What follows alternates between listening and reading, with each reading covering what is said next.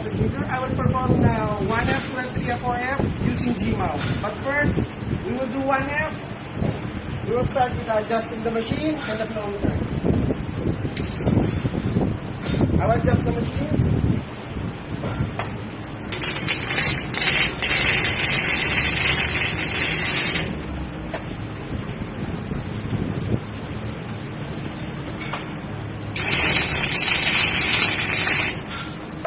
I will start with the G-mount 1F.